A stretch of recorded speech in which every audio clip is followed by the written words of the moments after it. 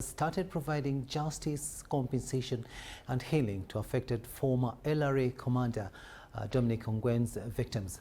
Scott Battle, the program manager of the Trust Fund for Victims, the reparatory program implemented by Trust Fund for Victims, collaborates with local organizations and communities to ensure they are tailored to specific needs of the victims. We have more in this story. Or ICC.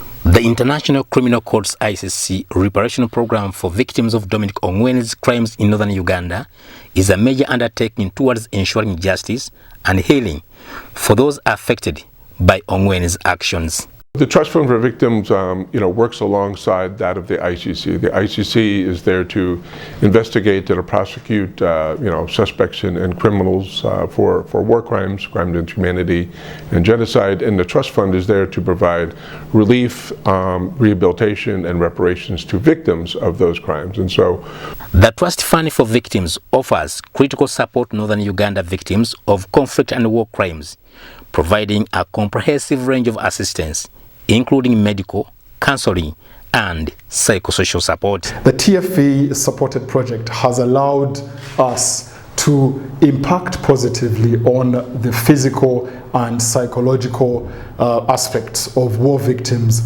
who unfortunately were affected by the atrocities committed in the northern part of this country.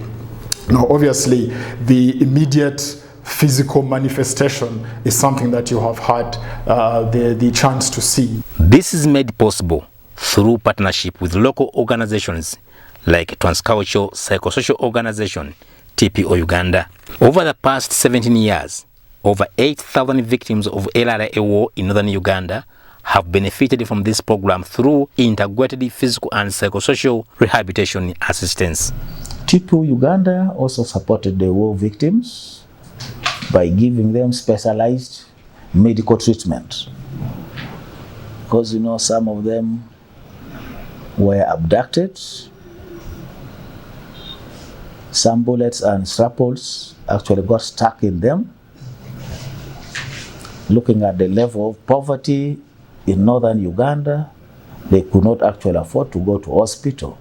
While significant progress has been made, gaps in the reparation process remain. I've seen victims of mutilation, physical body mutilation, who suffer up to this day because of the atrocities. What you don't immediately see is the psychological impact of what that has caused to people in the north.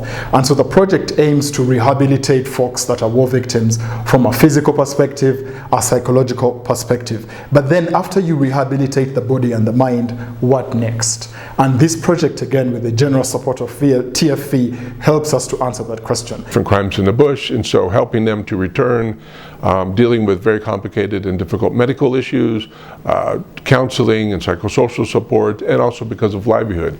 Many of these people were abducted as children, and so they missed out on schooling and vocational opportunities, and so they need some additional help to kind of recover and to transition back into society, and so they need help.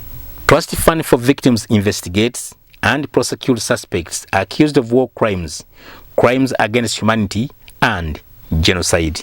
Haruna Mutesasira, UBC News.